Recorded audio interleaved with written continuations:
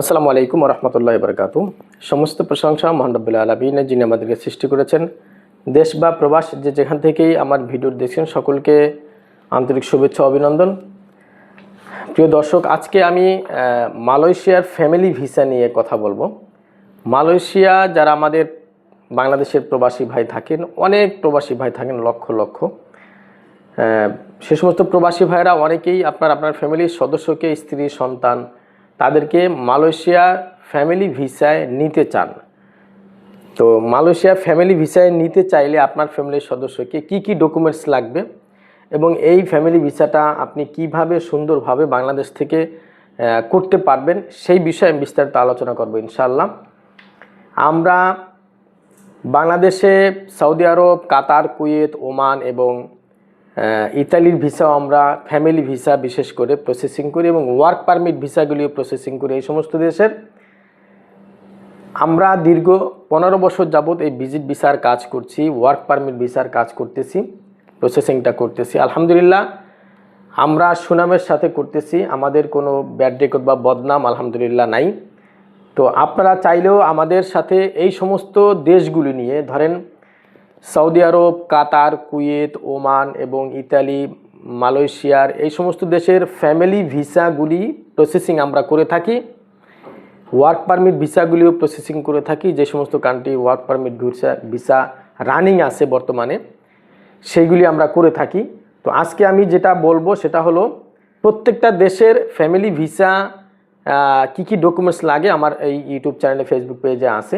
তো আজকে আমি যেটা বলবো সেটা হলো মালয়েশিয়াতে আপনার ফ্যামিলির সদস্যকে কিভাবে নিতে পারবেন, কি ডকুমেন্টস লাগবে এই বিষয়ে আমি কথা বলবো।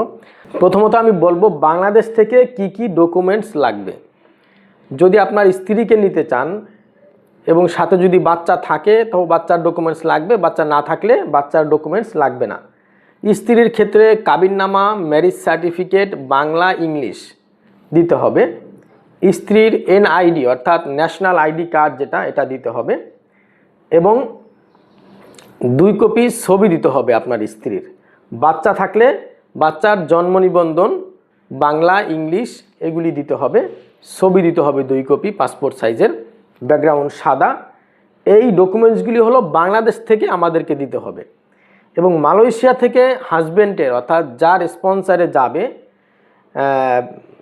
যে নিবেন মালয়েশিয়াতে তার হাজব্যান্ড, তার যেই ডকুমেন্টসগুলি লাগবে সেগুলি হলো প্রথমত হাজব্যান্ডের পাসপোর্ট স্ক্যান কপি দিতে হবে এবং পাসপোর্টের মধ্যে যতগুলি সিল আছে, স্টিকার সিস্টেমে কিছু সিল থাকে বা এমনি এয়ারপোর্টে যেই সিলগুলি মেরে দিছে সেই সিলগুলি সমস্ত পেজগুলি স্ক্যান কপি দিতে হবে, ভিসার স্ক্যান কপি দিতে হবে। এর পরবর্তীতে আপনি মালয়েশিয়া যাওয়ার পরে যেই রেসিডেন্স কার্ড যেটা এই কার্ডটা দিতে হবে স্ক্যান কপি। এবং হাজব্যান্ডের ব্যাংক স্টেটমেন্ট, মালয়েশিয়াতে থাকা অবস্থায় আপনি ব্যবসা করেন বা চাকরি করেন, আপনার ব্যাংক স্টেটমেন্ট দিতে হবে। আপনার কত টাকা ইনকাম এটা দেখবে আপনি ফ্যামিলি নিয়ে রাখতে পারবেন কিনা। এই ব্যাংক স্টেটমেন্ট দিতে হবে মালয়েশিয়ারটা।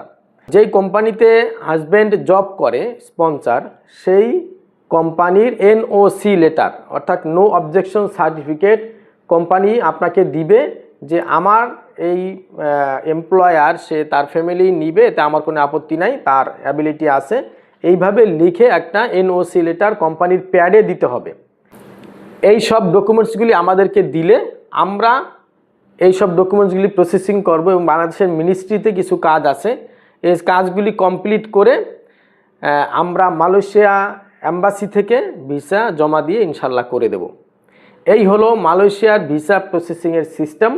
যাদের প্রয়োজন হবে, যারা মালয়েশিয়ার এই ফ্যামিলি ভিসা প্রসেসিং করবেন, আমাদের সাথে যোগাযোগ করতে পারেন। আমাদের স্ক্রিনে দেওয়া নাম্বারে হোয়াটসঅ্যাপে মেসেজ করবেন, সরাসরি ফোন করবেন। ইনশাআল্লাহ আমরা এতটুকু আপনাদেরকে বলতে পারি, 100% বিশ্বস্ততা এবং আমানতদারির সাথে আমরা আপনাদের কাজগুলি করে দেব। 100% গ্যারান্টি দেব, আমাদের দ্বারা কোনো ধরনের প্রতারণার শিকার ইনশাআল্লাহ আপনি হবেন না। এই পর্যন্ত আমরা যত কাজ করেছি কেউই আমাদের দ্বারা প্রতারিত হয় নাই, ক্ষতিগ্রস্ত হয় নাই, হয়রানির শিকার হয় নাই। আপনিও ইনশাআল্লাহ হবেন না। দেখা হবে কোনো পরবর্তী ভিডিওতে। সে পর্যন্ত ভালো থাকবেন, সুস্থ থাকবেন। আসসালামু আলাইকুম ওয়া রাহমাতুল্লাহ।